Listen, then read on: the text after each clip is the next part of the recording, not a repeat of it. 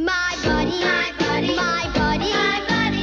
Wherever I go, he goes. My buddy, my buddy, my buddy, my buddy and me. Welcome back to Jump Scare. I'm Betty B. Detley. And I'm Chad Youngblood. Tonight we are presenting a bonus episode. Because we made it out to the movies to see one as soon as it premiered today. And that film, in case you didn't know, is Toy Story 4. Wait, did we see the wrong movie? Was there a character named Andy in it? There was. Okay. Was there a doll? There was. Okay. I think we may have seen the same movie. My doll's not killing anybody. Was your doll killing anybody? Yeah, mine was killing a lot of people. Oh, okay. Oh, yeah, okay. We saw Child's Play. Dun, dun, dun. Yeah, we actually saw a new film this time around. We usually don't go out to the movies because we're new parents and we are prisoned in our own home.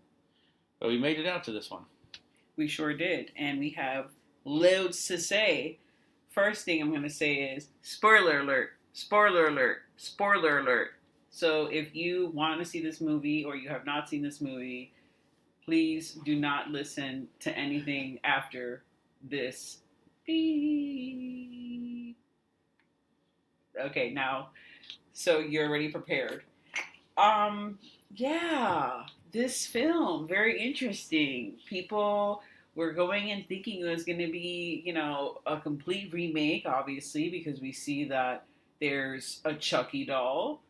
He's wearing the good guy's clothing, even though this time around they didn't call him a good guy. They actually paid homage to what slightly inspired the first doll, which was the My Buddy doll. Yep. But this one's Buddy with an I. Yeah. And we have the character Andy, who is the little boy that receives the doll for his birthday. And that's where the similarities end, people. That's pretty much it, yeah. Oh, and besides the killing. Yeah, the murders. Yeah, there was murders. I mean, I guess that's three things in common. But everything else is totally different. So I would say this is more of a revisioning. Or is that another stupid way to say remake? I think it's another. I don't know if it's a remake or not. I really just think they kind of share the same title and a couple of elements. Because I think if you had changed the look of the Chucky, if you had made him like a dark-haired guy, like he had dark hair and was wearing a different outfit, you could have pulled it off without calling it the same Chucky or, it could have been a completely different movie. That's With true. very little changes, it could have been a completely different movie. Yeah. They didn't have anything similar to Child's Play. Yeah, they just wanted the prestige of the name and the name recognition of it all. Yep, that's all they needed. So we were discussing after the film that Joss Whedon actually did the original Toy Story script. Yes. And the character in that film, the little boy's name is Andy. Yep. And I was like, wait a second. One, I didn't know Joss Whedon, did that, okay? So you're, totally in love with Joss Whedon because you know, all of his, filmography. This is all true. And then two, was he paying an homage to Child's Play? I don't know.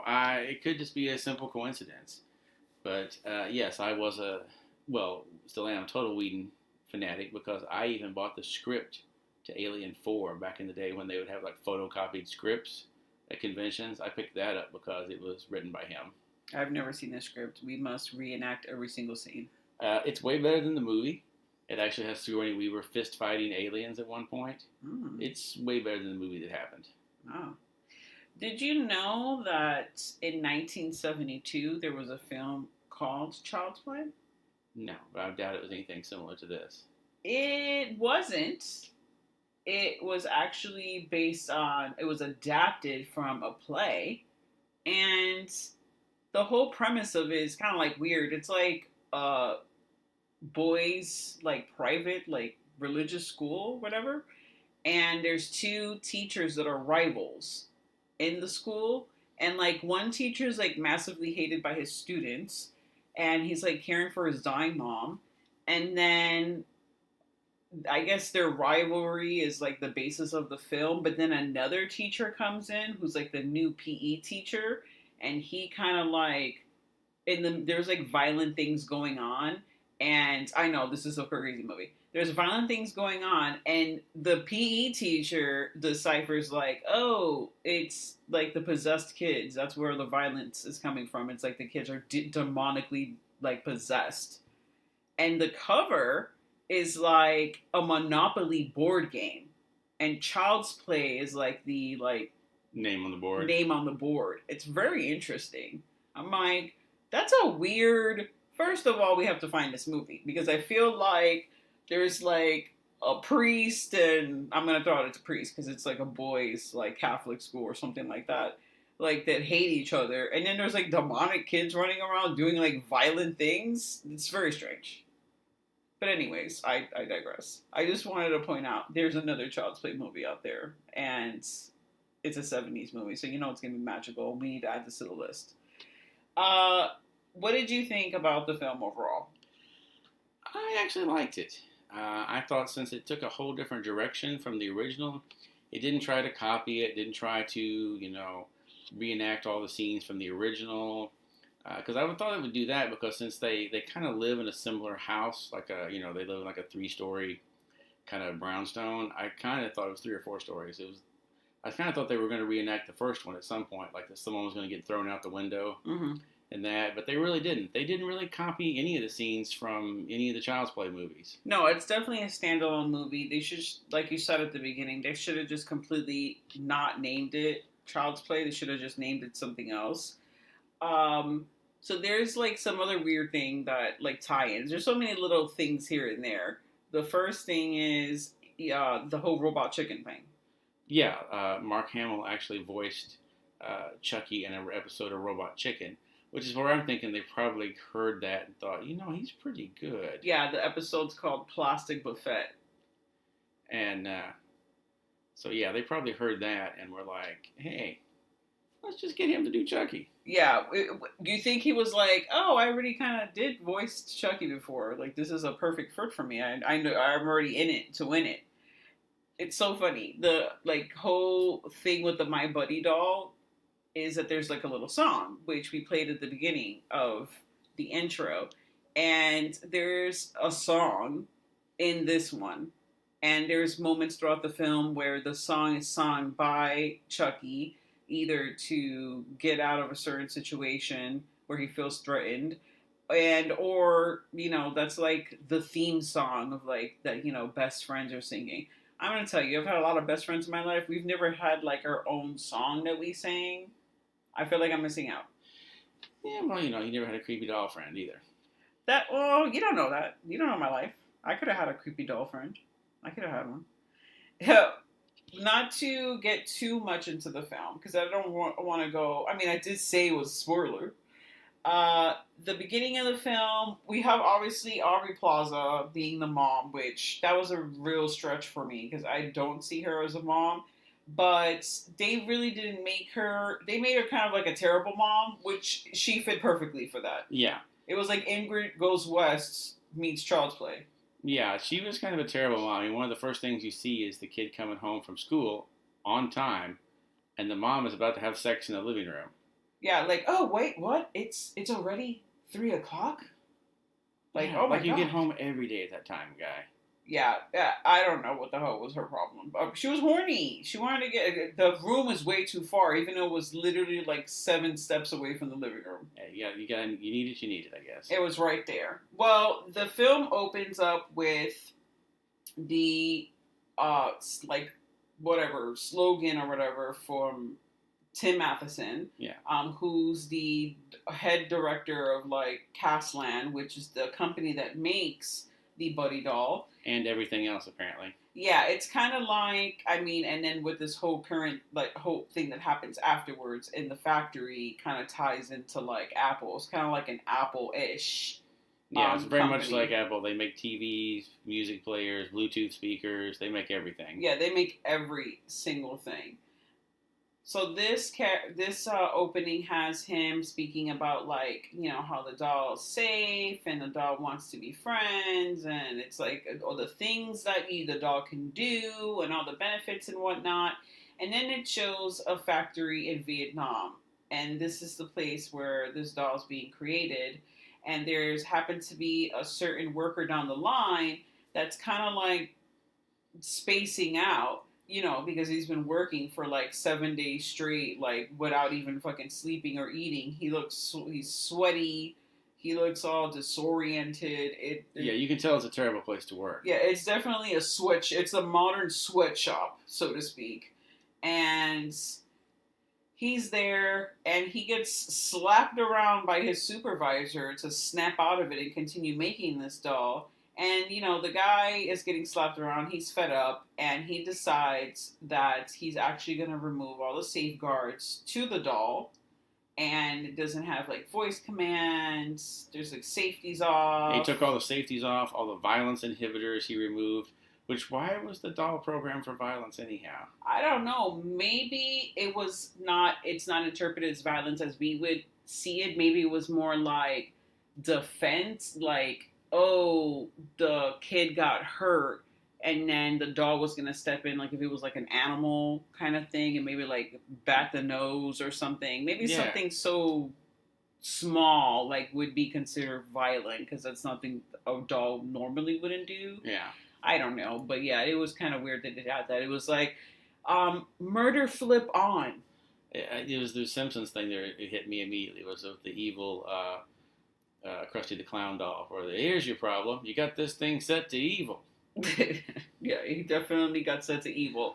And then, showing the red eyes once it gets boxed, definitely puts a stamp on that this doll is evil. Evil. Yeah, and I think one of the best parts for me was when Audrey Plaza actually gets the doll because someone returns it to the store because they're like, yeah, its eyes were red and it was acting funny and it creeped me the hell out, so I'm bringing it back. And Audrey Plaza's like, hey, why not? I'll give it to my kid. Yeah, she's like, oh yeah. Little did she know that the guy that created the doll, right after he took off the safety guards and everything, he actually threw himself off the building onto a car and committed suicide. So that's not a good start for the doll. No, it's not. It's technically, if you think about it, even though there wasn't voodoo in this one, a soul was lost. Yeah. Maybe his soul went into the doll. We just don't know. Or it was just a curse kind of thing, like there's blood spilled on the doll, and even not literally, but Yeah, blood hands, blood doll hands. It was like in The Mummy where the guy's like, oh shit, what was it like? Oh, you're cursed. This is cursed. Like, it's so, like, everything was cursed. Yeah, so that's how they end up with the Chucky doll in this one. And, I gotta say, the doll itself, the effects on it are pretty good. And you can tell that they didn't use a lot of CGI on it because they're actually physically touching it, you can tell. When there's like a CGI character, I always notice that they never physically touch them. They get close. No one rarely, even when you're watching like the Avengers and that, they rarely ever pat Tony Stark on the arm or, they're always kind of like they keep a little bit of distance between them that way because it's so hard to try and like you've got to animate under their fingers where it's touched, But they actually are touching the doll. You can tell that it's a physical object they're holding. Yeah, which is good. Yeah, they made the doll. There was some I think some of the facial features obviously are CGI. Yeah, I think they might have done some stuff to enhance it, maybe remove like wires from the puppetry, and I'm fine with that. Yeah, I don't want to see that doll. I don't like the design of the face. I get how obviously they wanted to make it more mechanical on how he moved. I mean, the facial features and stuff, and that looked cool. Even when he tried to like do like a crazy evil smile, he really couldn't. It still looked kind of comical. But, I mean, my issue with the film is why do modern movies now, horror movies, have so many, I don't know, they kind of like do something messed up, like some horror thing happens, then there's like a one-liner or like a joke, and then it's back to like horror again, and it's just so uneven. It's like, why can't we just make it like horrific overall? Why do we have to have like breaks where it's not that scary? It's not a film for children, so it's not like we need to like, calm down from the scare kind of thing. I don't know. I think that movies nowadays the majority of them that actually have plots and are not about jump scares. Um, no plug in there at all. They don't have that kind of stuff. They actually have meat in them. Don't really have those things because they don't really have to like. I don't know. It just seems to be more of a trend nowadays. What do you think? I don't know. I think it was a trend back in the 80s and 90s too. Because you watch the original Child's Play, Chucky always makes a little comment after he kills somebody. That's true. I guess it just depends on the movie. The horror movies obviously were a little campier back then.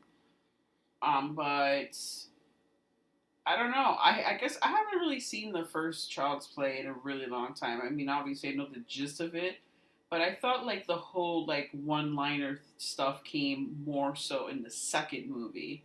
But I guess he's always kind of been kind of not sassy, but an Snarky. asshole. Yeah, snarky. There you go. The other S word. Yeah, of course, like all the others, like Freddy and all of them, they weren't really that.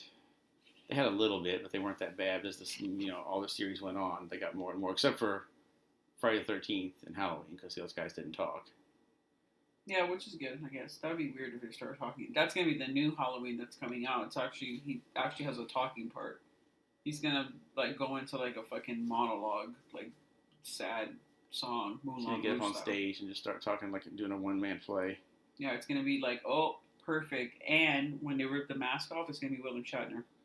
That would be pretty hilarious. That would be hilarious. We just created a fucking skit, guys. You saw it. You heard it here first on Jump Scare, the horror podcast. The horror podcast. Inside joke. So, what were one of your favorite kills in the film?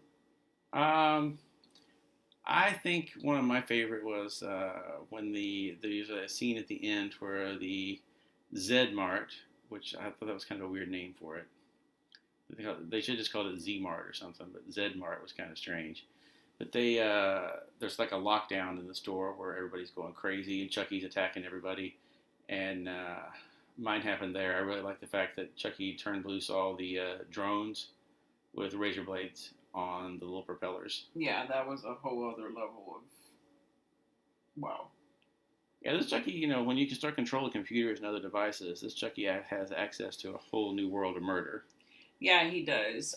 The Chucky doll, he is not able, he's like defective. So he's not able to control the household items like they said in the beginning of the film. And he goes probably halfway through the film without having that capability. It's once he does receive the capability that all hell breaks loose because he like can control everything. And he has an ET finger. I'm just going to throw that out there. His one finger is like a glowworm lights up. But another 80s toy.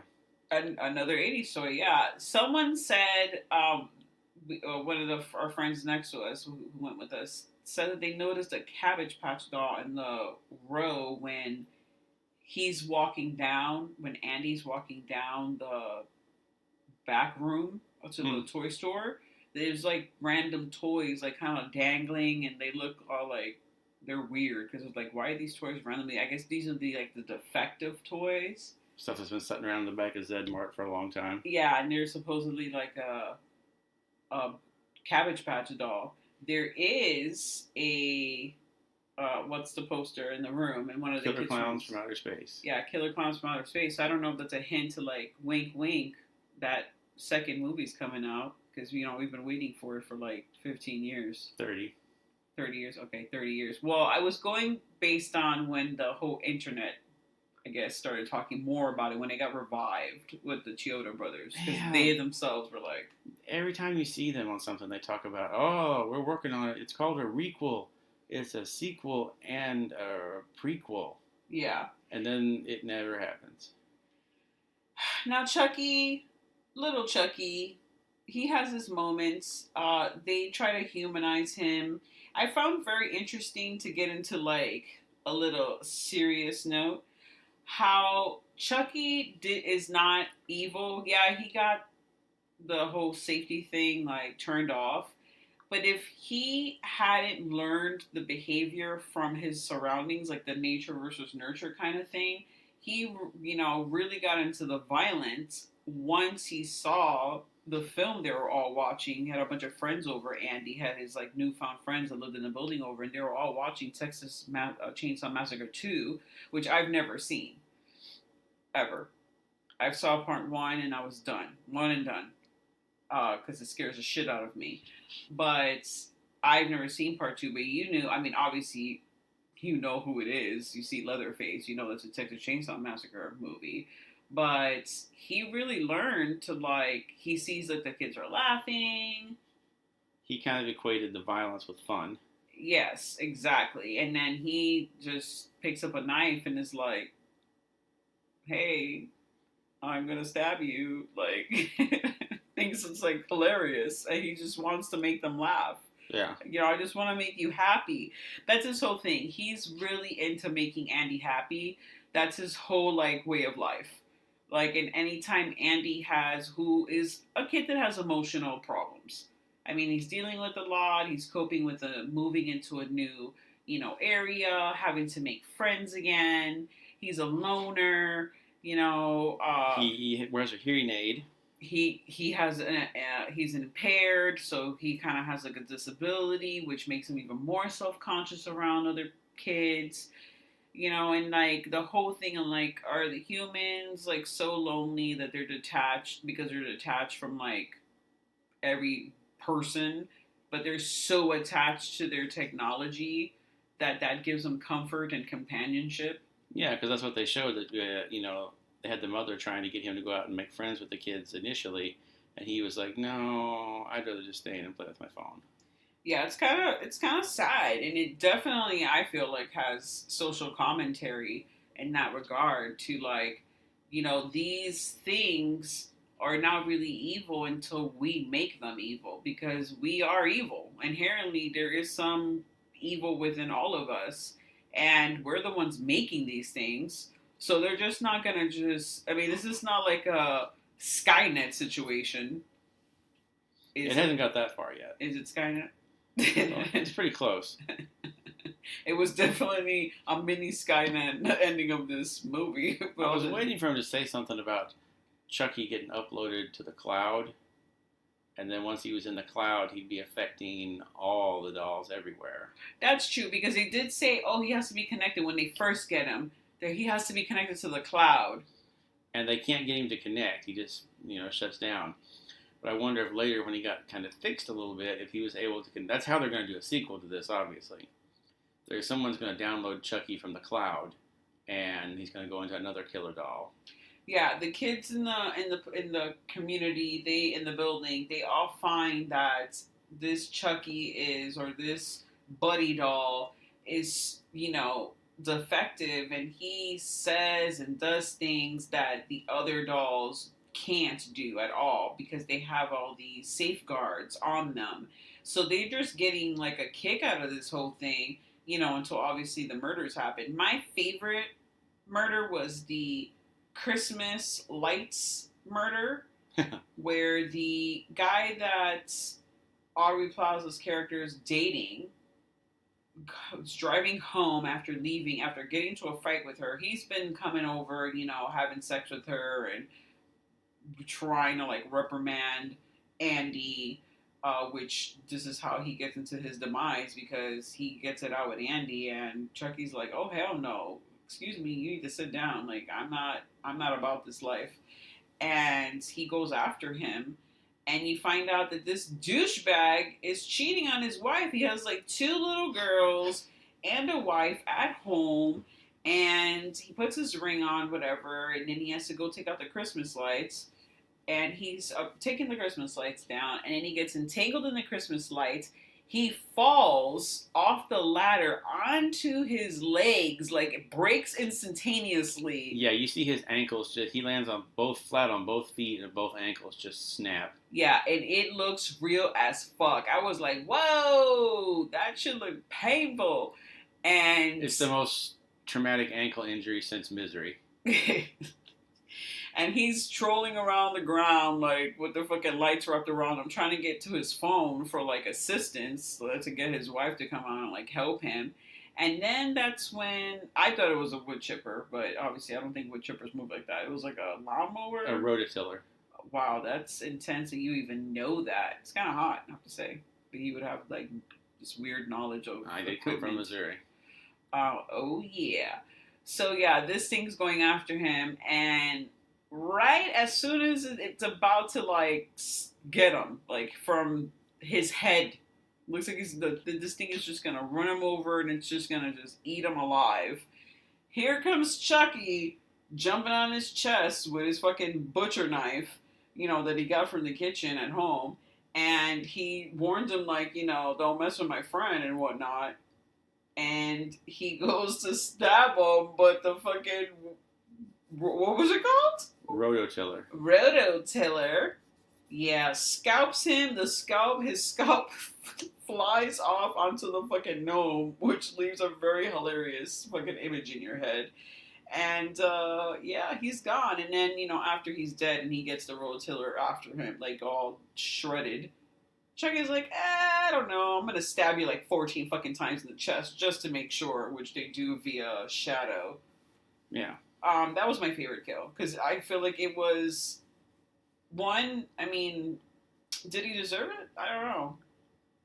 Maybe a little bit. He was a douchebag. I mean, no one deserves to die, but he was an asshole who was cheating on his wife and ruining his family. And then, Chucky felt like, and he did push the little kid. Like, who you knew that he had come probably from like maybe a military background, maybe like a really strict dad when the boyfriend was like pushed the little impaired child down to the bed and was like, be a man, talk to me like a man. He's like, he's not a man, his balls haven't even dropped, he's fucking 11. Like, what the hell are you talking about? You're a grown-ass man, like, picking on a fucking kid. Like, you be a man. Like, what are you doing? It's not even your son either. Like, stop.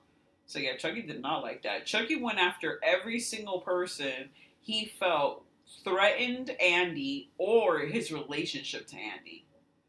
And, or even just talked a little bit of shit about Andy. Yeah, just a little bit was like, ooh, Andy's breath was bad. You getting your ass fucking sliced and diced. No for you. Yeah. Until he goes after the mom, which he does for no reason, because she didn't really do anything. Well, I guess she's been picking on Chucky the whole time. Yeah, she's been kind of locking him in the closet and stuff. Yeah, so I guess he was like, no, and then he just wanted to be the one. What did he think? That she was going to kill her, and then they were going to go off into the sunset and, like, get on, like, the WIC program, like, and live off the land? Like, what? I don't understand. I mean, Chucky is an evil doll, so he doesn't always have the best, plan for the whole life going there. Yeah, they did have a lot of one-liners in that film, though. The whole Tupac thing. Yeah. So many. That was the main one that stuck out, because that was just ridiculous. It was so hilarious. But I don't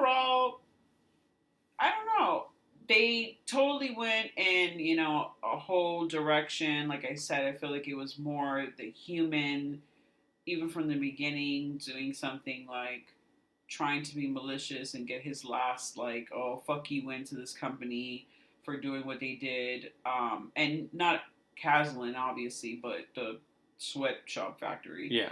And then once he does come home, he's, he learned his learned behaviors, violent, and that's all that he really knows. And he just associates having fun with violence. And then you have everyone that's just, Andy's so obsessed with his technology, and that's why, he really befriends Andy, because it's just like level, technology 2.0 or 20.0, the highest of the highest. Because the phone's not going to talk back to him per se. That's not going to hang out with him. It's not going to listen to him, like Chucky was able to when he was venting. Yeah, it kind of reminds me a little like AI, kind of. Uh-huh. Where, she's kind of bonding with the robot kid, but then the robot kid starts doing some strange things and she has to get rid of it. Yeah. It was a little along that line. Yeah, actually, it was a little along that line. And there was some, like, I felt like there was some homages to, I wanted to say Gremlins, but there was not an homage to Gremlin. I have 80s movies stuck in my head right now. I give the film 2.5 stars. I want to say 3 stars. That's what I'm going to give it. I think it's a 3 knife movie. Three knives. Sorry, we went back to the Roger and Ebert star mode. Three knives. Three solid knives. Yeah. Don't go in there thinking that you're. I mean, obviously the film is child's play, but besides the murder, the Andy, and the doll's name Chucky, everything else is completely different. It could have easily been a Black Mirror episode. Yeah, for sure, could have been a Black Mirror episode. For sure. Yeah, don't go in there with high expectations. Don't go in there with low expectations. Just go in there thinking, okay, I'm going to watch a horror film. It's about a killer doll. There's another movie coming out with a killer doll. Another killer doll soon. Annabelle's coming out. So I've heard like mixed reviews, like, oh, it's the best Annabelle. It's the scariest. I don't know. I didn't really need another Annabelle movie. I thought that Annabelle Creation was actually the best one. It was fine. It was okay. I just don't, bless her soul, the real Lorraine Warren is passed away. And actually, there's a traveling, like, curiosity show with her artifacts. Annabelle's in there. And I'm like, first of all, it literally tells you, do not let this bitch out. And you just let this bitch out. Now she's traveling all the fucking states, going around, being looked at. People are coming to see this thing. And it's like, no, man, that was a bad idea. If mysterious things start happening, we all know it's because they let this doll out. Take it down to Florida and drop it off with Robert? Hell no. She better write Robert a letter.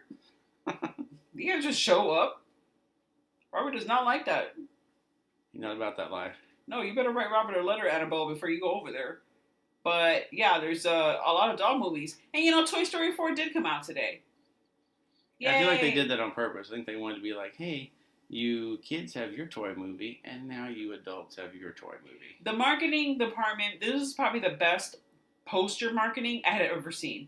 For a Chucky movie, for sure. For a Chucky movie, for any movie. Because there's not a lot of movies that can actually do that with. Both characters, Andy, obviously, in Toy Story 4, he's already in college in the other one, so he's probably a grown-ass man by this time frame. He already has children of his own, I would assume. But there's that Andy character. There's toys that are coming alive, when no one's looking. And then you have the same kind of scenario happening over here in the Child's Play world. So it's perfect. We need it. Josh Whedon. Did you name Andy after Andy from Child's Play? That's what we need to know. Because I feel like he's wacky like that. He likes to put little things in his movies. Maybe we'll tweet him and ask him. Yeah, let's tweet him. We're gonna tweet you and see if you answer us. That'd be pretty dope if you did. But you know what movie we didn't see? Ma. We never saw Ma. I don't even know. I heard that, I heard also mixed reviews about that too, but that went way under the radar. Yeah, it kind of came and went quickly. There was some kind of, I didn't get all the details, some kind of thing with the director. Really? Yeah. Nowadays, you can't hide anything. Don't try to hide something. But then at the same time, people are just digging to get stuff. It's like, I said something in like 1954, and it's like, it was 1954. What do you think was going on during that time frame? Like, yeah. I'm not saying it now. I haven't said it. It's been like 50 years. Mind you, that's a very highly exaggerated example. But more than likely, it's crazy stuff like that. I don't know what the situation was, but that sucks for the people involved in the movie. Yeah. Big time. It's always so when it's like the director or something's involved and something that involved nothing but the cast, Yeah. And then the whole movie gets taken down. Yes, this is a bonus episode. I want to add that there is that trailer that came out that everyone is talking about, that Ready or Not trailer, which we have decided it is Clue with actual murders. What the hell? I'm so intrigued. Is it a cult? Do they have to sacrifice, like, the lamb in order to gain their riches every year? Because they're, like, a famous or, like, a popular family that makes, like, games. So I am super intrigued to watch this film. Yeah, and it kind of popped up out of nowhere. I'd never heard anything about it until the trailer dropped the other day. Yeah, I think those are the best, because it looks refreshing. Like, it's like, oh, this is a different horror film. It's not a slasher. It's not, a possessed something or another. It's not aliens. There's so many things it's not. So I could just keep going on all the things that it's not. It's not a creature feature film. What else? It's not about zombies. Or is it? All right. Well, that wraps up our bonus episode of Jump Scare, where we dug into Child's Play and all the trailers we're excited about. We hope you'll join us again next week. We'll have a very special. We'll be back to the 80s next week. Yeah, we will. Definitely. And stay tuned to the horror. And now, folks, it's time to say goodnight. We sincerely appreciate your patronage and hope we've succeeded in bringing you an enjoyable evening of entertainment. Please drive home carefully and come back again soon. Good night.